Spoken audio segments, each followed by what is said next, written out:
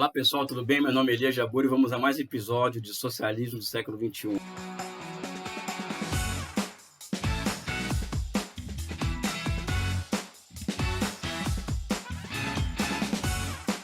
Aliás, é um tema que tem a ver muito com o socialismo do século XXI. Apesar de ser um react ao banner de Porto Alegre, uma das mamadeiras de pirocas que eles colocam ali é a seguinte: agroforte, ou seja, eles defendem o agronegócio forte, né? E nós defendemos um MST forte, ou seja, como se fossem duas coisas antagônicas, vamos dizer assim, né? Porque, enfim, sei nem como começar às vezes as coisas, porque é uma coisa tão...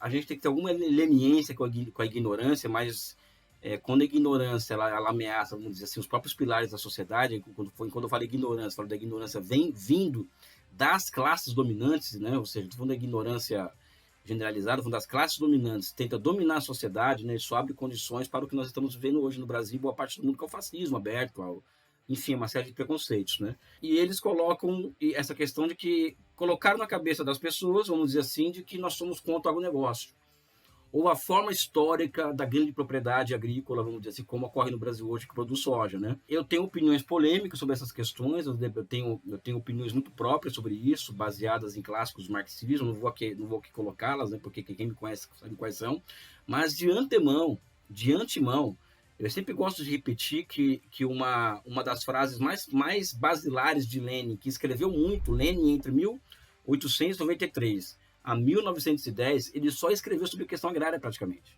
Ele é o primeiro autor, por exemplo, que vai entender como o capitalismo penetra no campo empiricamente no caso russo. Daí ter surgido livros espetaculares de Lenin sobre a questão agrária, né? Eu tenho pelo menos dois assim que eu acho que são fundamentais, que é Capitalismo e Agricultura nos Estados Unidos da América, que é um livro que é fantástico até hoje, atual, e o famoso Desenvolvimento do Capitalismo na Rússia, né? E todos eles altamente polêmicos, né? Polêmicos, inclusive, contra os defensores de uma pequena produção lúdica, etc, né? Também não vou entrar nesse debate aqui. Mas uma frase que o Lenin coloca nessa discussão é a seguinte: nós comunistas torcemos, entre outras coisas, pelo triunfo da grande produção. Tá? Então, por aí, já é uma questão do seguinte: nós não somos contra os comunistas a grande produção.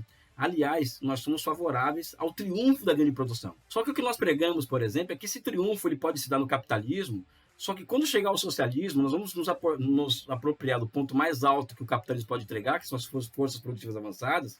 O que vai substituir aquela fazenda no socialismo, que é privada, que hoje está militarizada, é uma forma histórica nova, quer seja estatal ou coletiva e socializada, né? Altamente mecanizada. Nós não temos nada contra isso, né?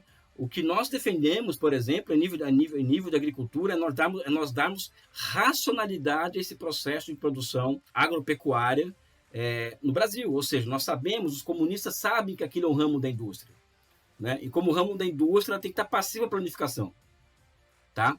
Então, isso significa, por exemplo, que o Brasil hoje, por exemplo, ele trabalha com mais de 36 pesticidas, vamos dizer assim, né? Ou seja, as pessoas estão pegando câncer porque estão comendo alimento cheio de agrotóxico, né? Isso está provocando câncer precoce em muita gente. Isso é um fato. Existe um problema de saúde pública. E não é por causa disso que os comunistas defendem o fim da produção de soja no Brasil ou o fim da produção de qualquer outra grande produção voltada para a exportação.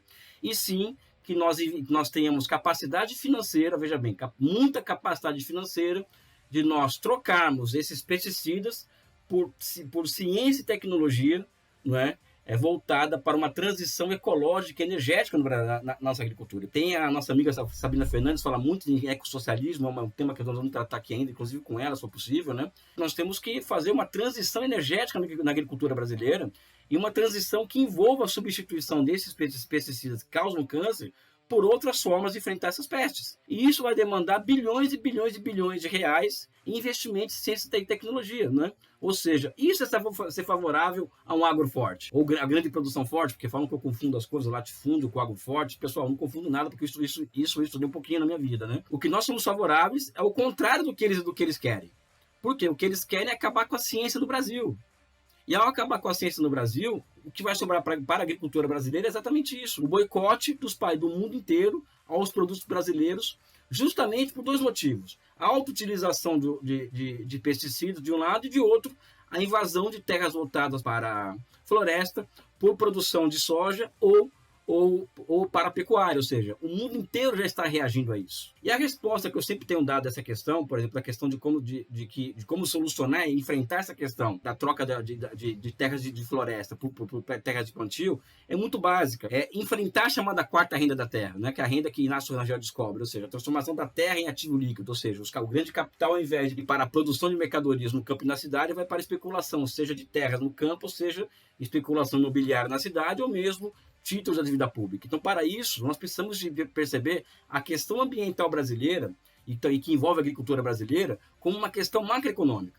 E que, portanto, a redução da taxa de juros, né, ela é fundamental para que a não derrubada de árvores, ela seja, vamos dizer assim, ela não seja uma opção de ganhar, para que esses caras ganhem dinheiro. Por exemplo, a terra na fronteira agrícola da Amazônia, ela aumenta de preço proporcionalmente à taxa de juros praticadas no Brasil e concomitante ao preço das commodities no mundo. Então, essa questão que envolve a agricultura brasileira e dar racionalidade para isso é observar, primeiro, existe uma questão agrária no Brasil propriamente dita, existe uma dinâmica campo-cidade.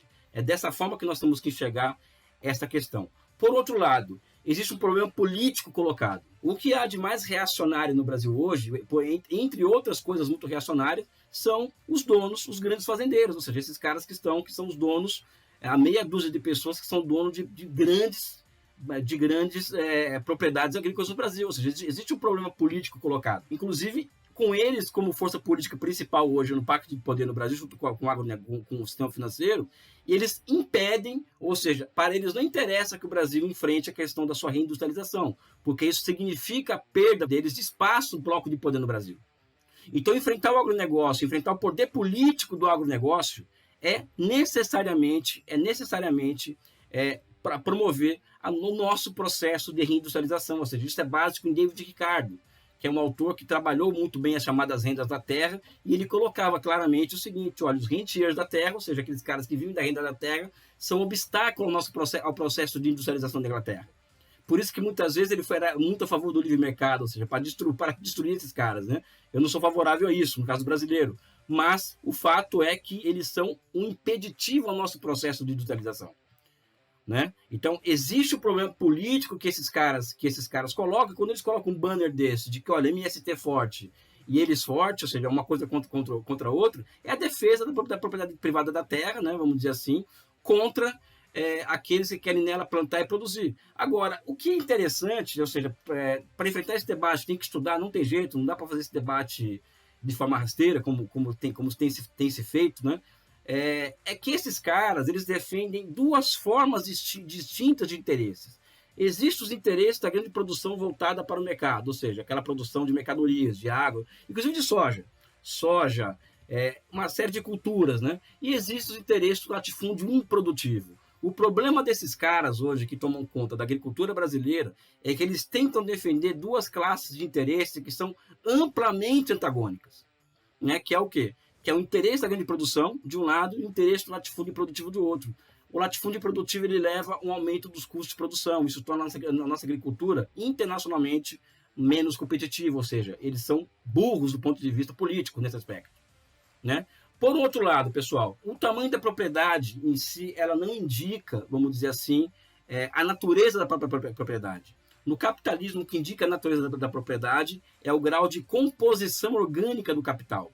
Então, não existe essa falsa, em Marx, em Adam Smith, em Lenin, em Kautsky, não existe uma falsa dicotomia entre pequena e grande produção no capitalismo, porque no capitalismo o fator principal de produção passa a ser o capital, em detrimento da terra como era no feudalismo, e sim a composição orgânica do capital.